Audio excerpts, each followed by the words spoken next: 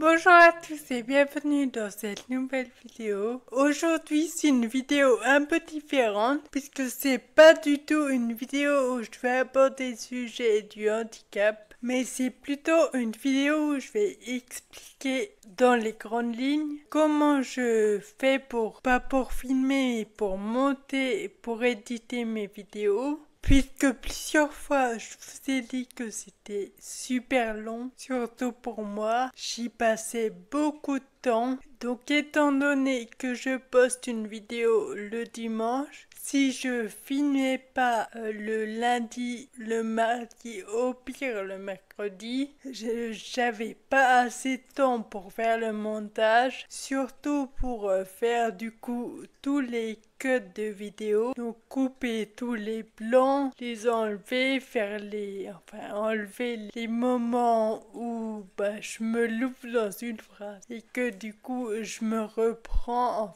tout ça. J'y passais vraiment beaucoup de temps et du coup là j'ai trouvé un logiciel d'intelligence artificielle qui me change littéralement la vie. Donc je vais y revenir juste après dans la vidéo. Pour l'instant, je vais déjà vous parler de ma chaîne YouTube. Donc, c'est une chaîne que j'ai créée en 2016, mais j'ai pas commencé les vidéos tout de suite. Au départ, j'ai créé la chaîne, j'ai fait quelques vidéos, mais après, je les ai supprimées. Les vidéos, je les ai plus du tout. Ensuite, j'ai laissé passer beaucoup de temps. J'ai repris, j'ai fait une ou deux vidéos que j'ai supprimées aussi. Du coup, j'ai fait ça plusieurs fois. Et donc, la première vidéo, c'est d'ailleurs une vidéo que vous pouvez encore retrouver sur la chaîne. Elle date de 2020. Donc, 2020, c'est vraiment l'année où je me suis lancée sur YouTube. Donc c'est une chaîne que j'ai créée en principal pour parler de ma maladie, du handicap, mais parfois je fais des vidéos qui n'ont strictement rien à voir, comme par exemple celle d'aujourd'hui. Donc commençons le sujet de la vidéo. Donc depuis 2016, j'apprends à me servir d'un logiciel de montage qui s'appelle Filmora. C'est vraiment un logiciel super simple à utiliser. Tout est intégré dedans, que ce soit les effets, les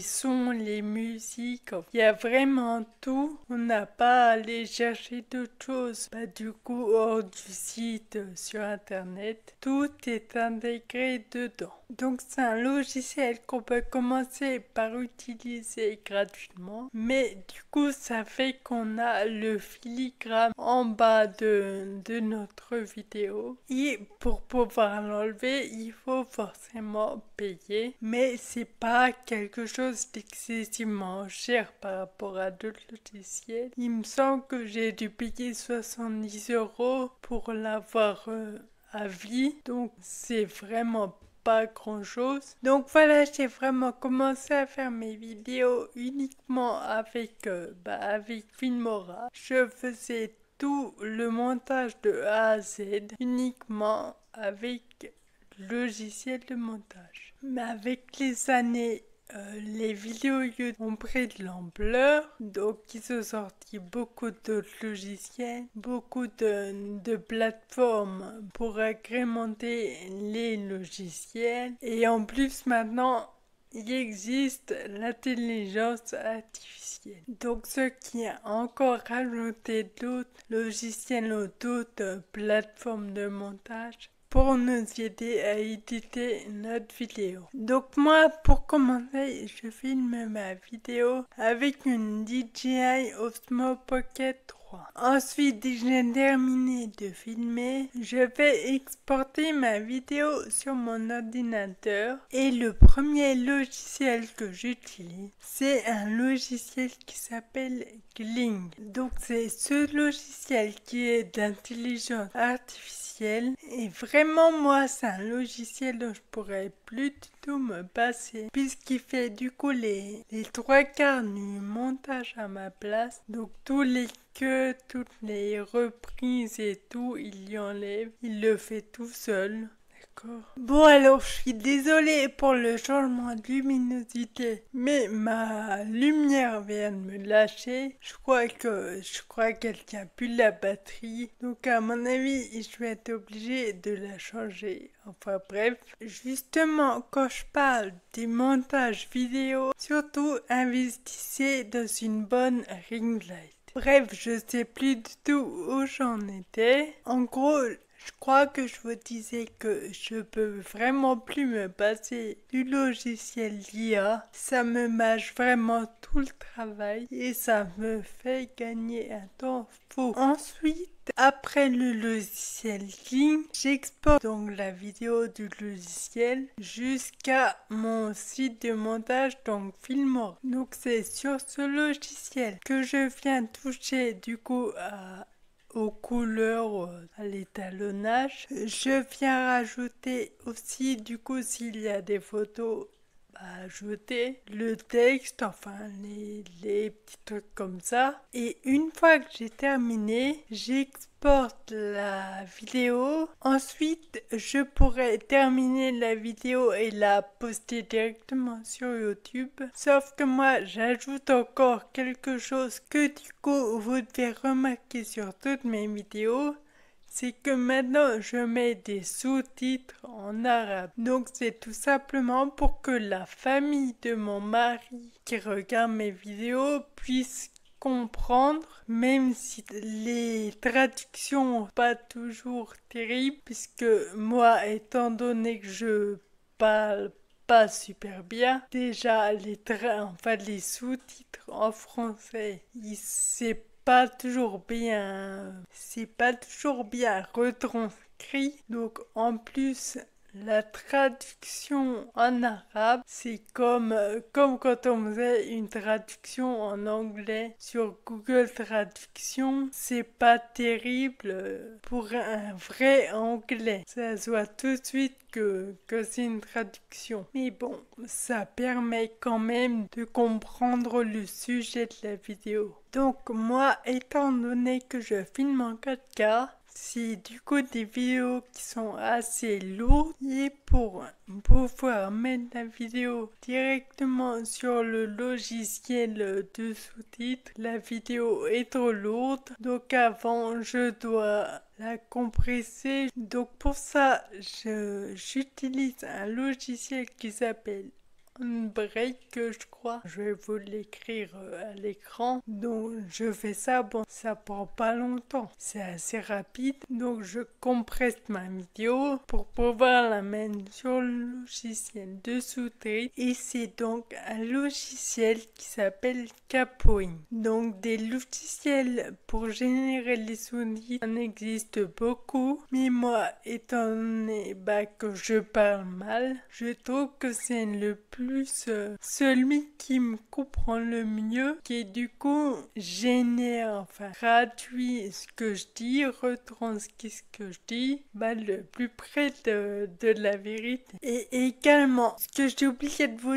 dire tout à l'heure, c'est que le logiciel Kling que j'utilise au tout début, celui que j'adore, c'est un logiciel payant. Donc j'ai payé, je crois, environ 120 € pour un an. Vous pouvez l'essayer gratuitement, mais seulement pour faire une vidéo. Et si vous passez par mon lien que je vais vous mettre en barre d'infos, vous pourrez monter 2 vidéos gratuitement. Et aussi, je vous conseille de télécharger le logiciel pour l'essayer, de pas l'essayer directement sur le site, sur la plateforme. Sinon, moi, c'est ce que j'avais fait et ça buguait horrible.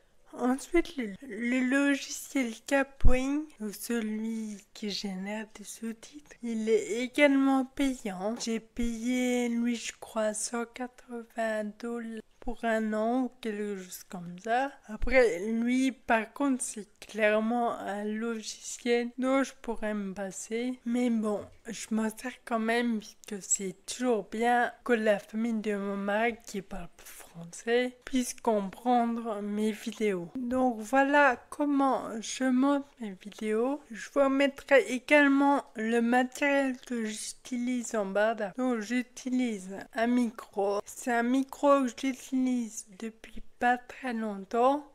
Je me disais que c'était peut-être bien d'investir là-dedans, puisque étant donné que je parle du coup pas fort, c'était bien d'avoir un micro pour augmenter un peu ma voix. Je vous mettrai aussi le lien de mon anneau lumineux que j'utilise.